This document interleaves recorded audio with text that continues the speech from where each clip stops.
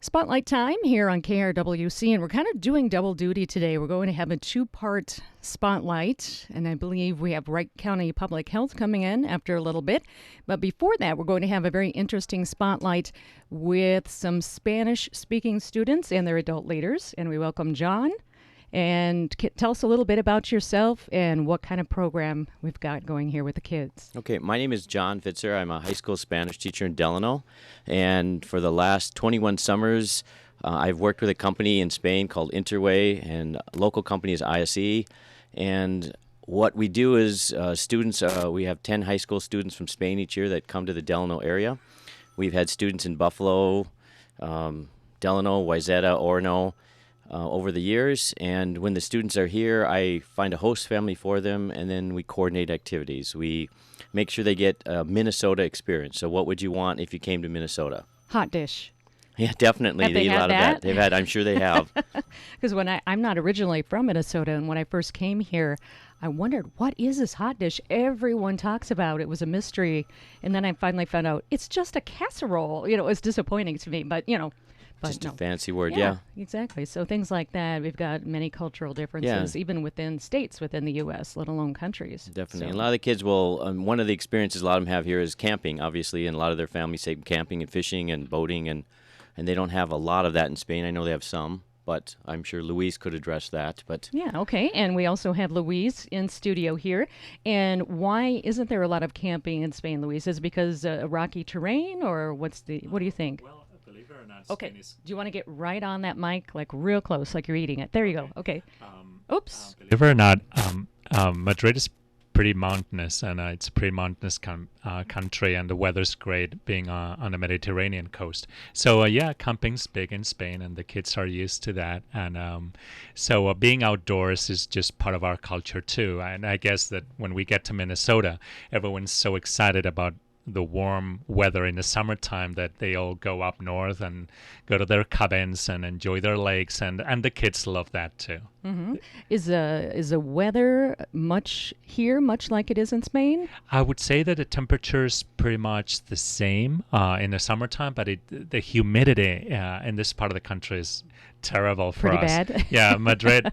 Most of our kids are from Madrid, and Madrid is pretty dry in the summertime. I would say that the weather's pretty much like in Phoenix, Arizona, or Oh, okay. Yeah. So you're definitely not used to the stickiness. humidity. Yeah, No. But still, the summer times in Minnesota are just wonderful. So it's definitely the time of the year to be here. Yeah. So do you travel with the kids? Yes, I'm their Spanish chaperone. Flew in with them June 24th, and I'll be flying out back to Spain next Sunday, July 29th. Okay. So June 24th, right? Yes. Okay. So they've had quite a while to be here then. It's a 5-week program. It's a 5-week program, and it's great. It's great. It's great for the kids, and I've been doing this since 1997. So it's a great program, and John, my coworker, he has been an excellent coordinator all throughout these years. Mm-hmm. Okay. Tell us, John, some of the places you've been to with the kids. Well, we usually start off the first night, and might seem kind of simple, but they have movies in Spain, but everything's a little different. So we usually go to a movie on the first night and hit a buffet, because buffets are pretty much an American thing. I don't know, maybe they're starting more in Spain, but a little bit not more as here and there. popular. But Not as certainly, popular as yeah, here, definitely yeah. not as popular. Mall of America, Fort Snelling. The kids make chocolate chip cookies one day in class and take a tour of the school. We do a 50s and 60s night, so we were at the KRWC thing at Culver's. Okay. I have an Elvis impersonator come in one day just for fun, and it's always a big surprise. And we do a lot with music, just anything. What kind of things would you want to see? We went to a Twins game one night. We took a tour of the Dome. So the kids just get an experience of the things you'd really want to see if you came to Minnesota. Mm-hmm. So do you think of the things to do with the kids? Yes, it started off when I did this 21 years ago. They wanted me to do an English class.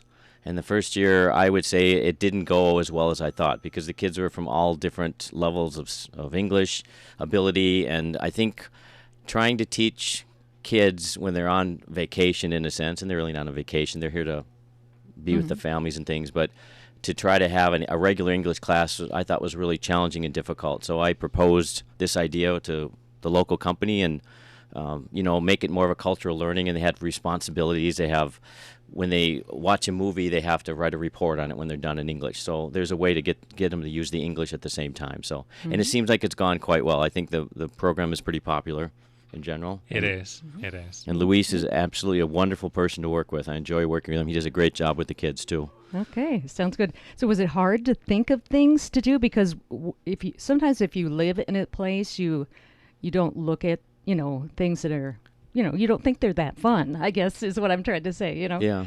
No, I think just asking for advice from people, different things, but you have ideas, you try them out. Sometimes they work, sometimes they don't. And then next year you try something different. And so it's just been a trial and error thing. After 21 years, finally, you have to get it right. Eventually, it's going to get right. So, yeah. Luis, did you go to a garage sale while you're here? That's Yes. a big thing here in Minnesota. It is. Yeah. Garage sales, estate sales too. That's definitely something we don't have back there. Do the kids find that unusual that you go to somebody's house and try to buy their stuff? Or what do they think about that? Well, most of us are city people. So just the idea of having a home, a big house with a garage, it's somewhat unusual for us because most of us live in flats or apartments. So unless you're for a small town in Spain, you would not live in a house. So and once we get here, it's interesting how people try to recycle things and try to sell the stuff that they're no longer using. So it makes all the sense actually. but it's really, really interesting. And you can always find something to buy there. Yeah. Now, one question I have for you is, not too long ago was the running of the bulls in Spain. Yeah. Huh? Why do people do that? Why do they do that? Well, it's a very old tradition, probably going back all the way to the 18th century, maybe earlier than that. And it's a tradition in some northern towns in Spain, and especially the one which you can see on American television here. They've been doing this for so long, and it's basically kind of a pre-stage of the bullfight. So early in the morning, they do the running of the bulls. So the bulls actually leave their stables and go all the way down to the ring where the bullfight will be in the afternoon. Okay. And it looks pretty scary. I mean, I haven't been up myself.